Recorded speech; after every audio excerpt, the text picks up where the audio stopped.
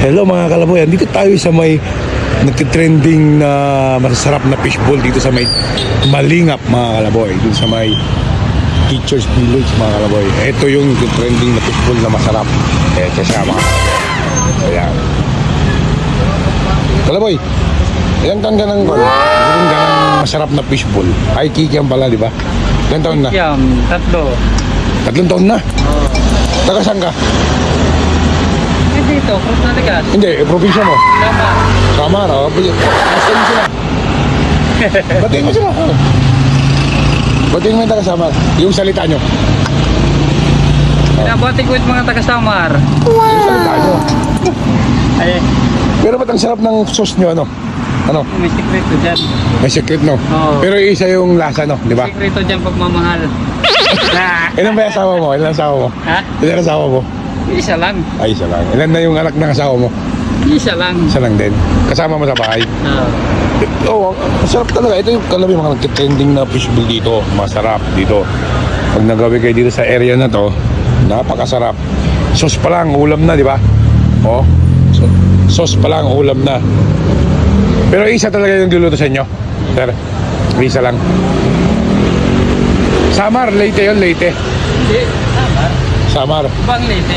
Yung salita nyo, parang magandang hapon kamo sa inyo. Upay nga kalab. Galab. Umagat daw kayo. Pero ang sarap ng fishbowl nyo, no? Oo, masarap siyempre. Kikiam. Isa rin, kayo lang gumagawa niyan? Hindi.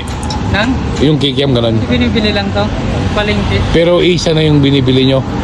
Simula noon. Ayan, no? Isang brand lang. Tapos yung palamig mo, ano? Ikaw na rin gumagawa. Oo. Sarap na rin palamig niya eh. Ayan, no? 3 years ka na pala, no? Ayan. Wala pa din eh. So dito ka pwesto dito sa may Ito, sa ito kasi. anong street? Mapagkawang gawa, Malingap. Ayun, mapagkawang gawa, Malingap. Ano pangalan mo, sir? Ray. Ray. Ray. Ray. Ray. Ayan. Yan si Ray. Taga Samar. Tama. Samar. Dito na siya nakabuo ng pamilya dahil sa masarap niyang fishball. Siguro, yung asawa mo, kumain lang ng fishball. Ha? Tagal na eh. Ha? Consistent pa. Ha? Kumain ng fishball yung asawa mo? Kumain ng fishball. Natikman yung sauce. Natikman yung sauce mo? Ha?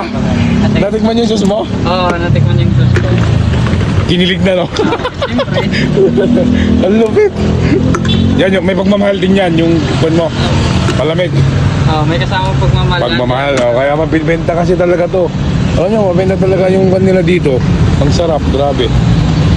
Parang kumain ka ng 5 pesos sa restaurant eh. Pag natikman mo talaga yung fishbowl ni Kuyang Ray. Di ba? At palamig, di ba?